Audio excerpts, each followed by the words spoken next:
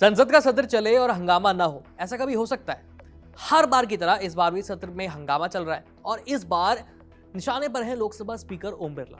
विपक्षी दल उनके खिलाफ अविश्वास प्रस्ताव लाने की तैयारी में है। कांग्रेस अध्यक्ष और राज्यसभा में नेता प्रतिपक्ष मल्लिकार्जुन खड़गे की अध्यक्षता में हुई इंडिया ब्लॉक की बैठक में इस मुद्दे पर गंभीर चर्चा हुई है। विपक्ष का आरोप है कि लोकसभा स्पीकर ने सदन में कार्यवाही निष्पक्षता से नहीं की है, जिसके चलते अब उन्हें हटाने की प्रक्रिया शुरू की जा रही है। दरअसल विवाद की शुरुआत राष्ट्रपति के अभिभाषण के बाद धन्यवाद प्रस्ताव पर चर्चा के दौरान हुई।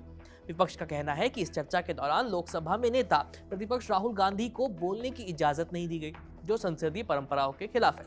इसके बाद बजट सत्र के पहले हफ्ते में स्पीकर ओम बिरला ने कांग्रेस के 7 सांसदों समेत कुल 8 विपक्षी सांसदों को निलंबित कर दिया। यही नहीं, पिछले हफ्ते कई बार लोकसभा की कार्यवाही स्थगित करनी पड़ी और विपक्षी सांसदों ने जोरदार विरोध प्रदर्शन किया। विपक्ष सरकार से 2020 के भारत चीन सीमा विवाद को लेकर जवाब मांग रहा था। ये मांग पूर्व army chief general M Naravane की अप्रकाशित संस्मरण के कुछ अंश जो एक मैगजीन में छपे थे, उसके बाद ये मांग तेज हुई। विपक्ष का आरोप है कि सरकार इस मुद्दे पर गंभीर चर्चा से बच रही है और स्पीकर सरकार के पक्ष में एक तरफा फैसले ले रहे हैं। इन्हीं तमाम कारणों के चलते विपक्ष ने लोकसभा स्पीकर के खिलाफ अविश्वास प्रस्ताव लाने का फैसला किया। विपक्षी दलों ने संविधान के अनुच्छेद 94C के तहत लोकसभा महासचिव को नोटिस सौंप दी। कांग्रेस सांसद गौरव गोगोई ने जानकारी देते हुए कहा कि ये नोटिस रूल 94C के तहत दिया गया है और इसमें कुल 118 सांसदों के साइन हैं। अब बात करते हैं लोकसभा स्पीकर को पद से हटाने की प्रक्रिया के बारे में और इस पर संविधान क्या कहता है। भारतीय संविधान के अनुच्छेद 94 में लोकसभा स्पीकर या डिप्टी स्पीकर को हटाने की स्पष्ट प्रक्रिया दी गई है। इसके मुताबिक स्पीकर को केवल लोकसभा में पारित एक विशेष प्रस्ताव के जरिए हटाया जा सकता है। इसके लिए सबसे पहले सदन में प्रस्ताव लाने की मंशा से कम 14 दिन पहले नोटिस देना जरूरी होता है। ये नोटिस लोकसभा के सेक्रेटरी जनरल को लिखित रूप में सौंपा जाता है। इस प्रस्ताव पर तभी विचार किया जाता है जब इसे लोकसभा के कम से कम 50 मेंबर्स का समर्थन प्राप्त हो, यानी नोटिस के साथ कम से कम 50 सांसदों के साइन जरूरी होते हैं। अगर ये शर्त पूरी नहीं होती तो जो प्रस्ताव है वो स्वीकार नहीं किया जाता। नोटिस स्वीकार होने के बाद सदन में इस प्रस्ताव पर चर्चा की तारीख तय की जाती है।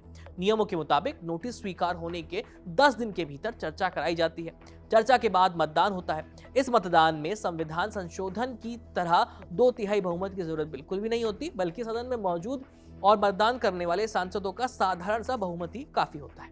अगर प्रस्ताव बहुमत से पारित हो जाता है तो स्पीकर को तुरंत अपने पद से हटना पड़ता है। हालांकि वो लोकसभा के मेंबर बने रहते हैं, लेकिन स्पीकर नहीं रहते। इसके बाद लोकसभा नए स्पीकर का चुनाव करती है। दिलचस्प बात यह है कि अब तक लोकसभा के इतिहास में ऐसा कोई उदाहरण है ही नहीं जब किसी स्पीकर को अविश्वास प्रस्ताव के जरिए हटाया गया हो। अब एक अहम सवाल ये भी कि क्या स्पीकर खुद इस प्रस्ताव पर होने वाली चर्चा की अध्यक्षता करेंगे? इसका जवाब है नहीं। जिस दिन स्पीकर को हटाने के प्रस्ताव पर चर्चा होती है, उस दिन सदन की कार्रवाई डिप्टी स्पीकर या किसी अन्य नामे सदस्य द्वारा संचालित की जाती है। हालांकि स्पीकर उस चर्चा में हिस्सा ले सकते हैं और पहली बार मतदान भी कर सकते हैं, लेकिन बराबरी की स्थिति में निर्णायक वोट नहीं डाल सकते। इस पूरे घटनाक्रम के बीच लोकसभा स्पीकर ओम बिरला ने एक बड़ा फैसला लिया है। 10 फरवरी को भी वे अपने आसन पर नजर नहीं आए। सूत्रों के मुताबिक स्पीकर ओम बिरला ने लोकसभा महासचिव को निर्देश दिया है कि उनके खिलाफ दिए गए अविश्वास प्रस्ताव के नोटिस की जांच की जाए और नियमों के मुताबिक कार्रवाई की जाए। संभावना जताई जा रही है कि बजट सत्र के दूसरे हिस्से के पहले दिन यानी 9 मार्च को इस प्रस्ताव पर चर्चा हो सकती है। उस दिन पहले ये देखा जाएगा कि प्रस्ताव को 50 सांसदों का समर्थन मिलता है या नहीं और इसके बाद चर्चा और मतदान की प्रक्रिया आगे बढ़ेगी। फिलहाल इस खबर में इतना ही। देखते रहिए कड़क। मेरा नाम है आयुष। धन्यवाद।